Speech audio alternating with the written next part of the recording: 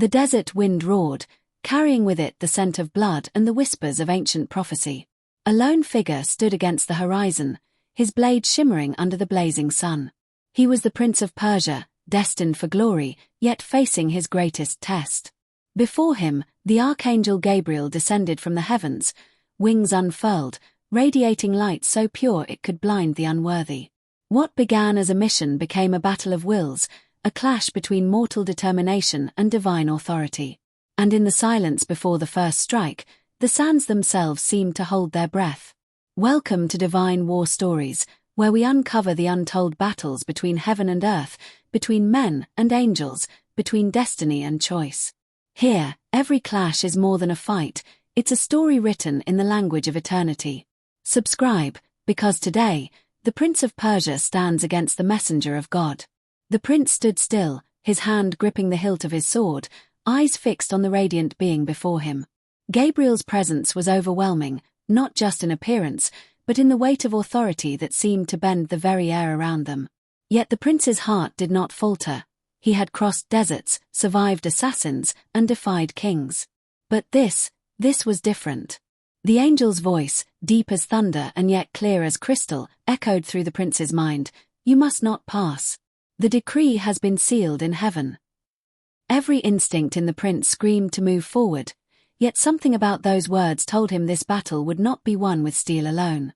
The sun blazed high above, turning the sands into mirrors of light, and the prince's thoughts into fire. He remembered the mission, saving his people from an approaching army. Yet Gabriel, the messenger of God, had blocked his path. This is not your fight, the angel warned, his wings casting a shadow that felt like the weight of eternity. The prince's jaw tightened. How could he turn back when his people's lives were at stake? The sword in his hand felt heavier, not from the steel, but from the burden of destiny. The desert was silent except for the pounding of his heart, and in that stillness, the line between obedience and defiance blurred. Gabriel took a single step forward, and the very air trembled. The prince had fought men stronger than him, but this was not strength, it was something beyond human comprehension. The angel's eyes seemed to see every choice the prince had ever made, every mistake, every victory, every thought of fear. Do you think you can alter what has been written? Gabriel's voice was not mocking, it was a challenge wrapped in truth. The prince's grip tightened on his sword. He had no illusions about winning, but he also knew that surrender now would mean living with a shame that would haunt him until his last breath. Sand shifted under the prince's boots as he took a step forward, closing the gap between them. If I turn back, they die, he said, his voice firm, though he could feel the weight of heaven pressing against him. Gabriel's expression remained unchanged, but the winds began to swirl around them, forming a wall of dust that cut them off from the horizon. The prince understood. This was no longer just a conversation. The first move had been made, and the battle, whether physical or spiritual, had begun. The prince's sword flashed in the sunlight as he lunged forward. But before the blade could find its mark, Gabriel's hand moved faster than sight, 2 fingers stopping the steel as if it were a fragile reed. A shockwave rippled through the air, sending sand spiraling upward. The prince staggered back, realizing the gap between them was wider than he had ever faced. But something in him refused to yield. Then I will fight the will of heaven itself, he whispered, more to himself than to his opponent, and prepared for another strike. Gabriel's wings spread wider, and the light that emanated from them seemed to turn the sky white. The prince shielded his eyes, but refused to kneel. The angel's voice was calm, but every word struck like a hammer. Your strength is great, prince. But this fight is not against flesh and blood, it is against the decree of the Almighty. The prince breathed heavily, his mind racing. If not with steel, then how? The question burned inside him, but the urgency of the moment left no room for deep reflection. The battle was more than physical, it was a test of the soul. Every strike the prince made, Gabriel countered effortlessly, not with brute force, but with precision that left no opening. Each parry carried with it the weight of an unspoken truth, and the prince began to feel that this fight was stripping away more than his stamina, it was stripping away his pride. Still, he pressed on, each clash of steel against angelic strength echoing like thunder across the empty desert. Time lost its meaning. The sun seemed fixed in the sky, watching the duel unfold. Sweat drenched the prince's brow, and his breaths came in ragged bursts. Gabriel, untouched and unshaken, studied him, not with the eyes of an enemy, but with the gaze of one who tests a warrior's heart. "Why do you persist?" the angel finally asked, even as their blades locked once more. "Because I have nothing else," the prince growled, and pushed forward with every last ounce of strength.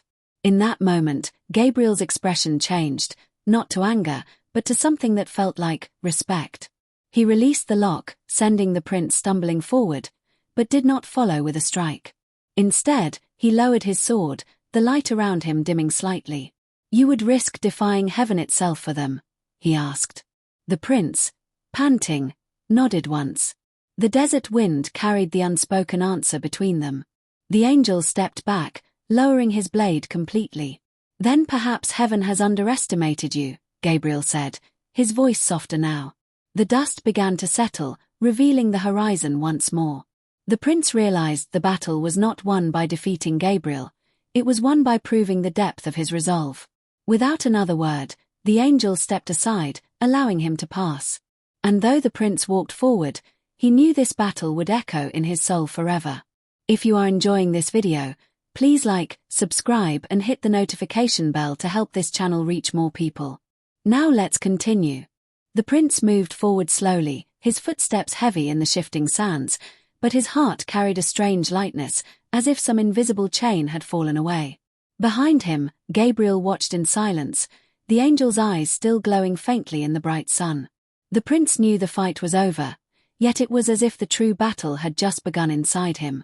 Every clash, every word, every look had left something imprinted in his soul, a reminder that power alone was never enough. As he walked toward the distant mountains, he felt the weight of a promise he had not spoken but that heaven itself might have heard. He would see his people safe, no matter the cost. The desert stretched endlessly before him, and yet, after facing the Archangel, every step felt purposeful.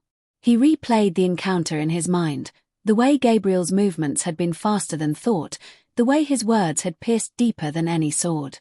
The prince had faced death many times, but never a force that made him question his very place in the story of the world. And now, he carried more than his mission. He carried the knowledge that even the messengers of God could be moved, if only by the fire of unwavering resolve. Night began to fall, and the sky shifted to a tapestry of gold and crimson. The prince made camp among the rocks, the silence of the desert wrapping around him. He thought of his people, the faces of children, the tired eyes of mothers, the unspoken fear in the men's voices. They did not know he had faced an angel that day. They would only see the outcome. But the prince knew that what had passed between him and Gabriel was not just a battle, it was a conversation between will and destiny, and somehow he had been allowed to speak his part. Far away, in the unseen realm, Gabriel stood once more in the court of heaven. Other angels looked upon him, their eyes questioning the choice he had made. But Gabriel's heart was steady, for he had seen something rare in the prince, something that could not be measured by strength of arm or speed of blade. In the great scrolls of eternity, some battles are written not for victory, but for transformation. And Gabriel knew this had been one of them. By morning, the prince reached the edge of the desert, where green fields began to rise from the earth like an oasis of life. His body ached from the fight, but his spirit was steady. He could almost feel Gabriel's presence still lingering, not as an opponent now, but as a silent guardian watching from afar. The road ahead would be filled with enemies of flesh and blood, yet the prince felt strangely fearless. After facing a messenger of heaven, what could mere men do to him? When the prince finally reached his city, the gates opened wide, and the people rushed to greet him. They saw dust on his face, sweat on his brow, and the glint of triumph in his eyes. They did not ask how he had crossed the desert so quickly, nor why there was a new depth in his gaze. Some stories, the prince knew, were not meant for every ear. Yet he also knew that the courage he now carried would seep into every decision, every battle, every choice he made for them. That night, while the city slept, the prince stood on the palace balcony, looking at the stars. He wondered if Gabriel was somewhere beyond that silver glow, reporting back to the throne of God.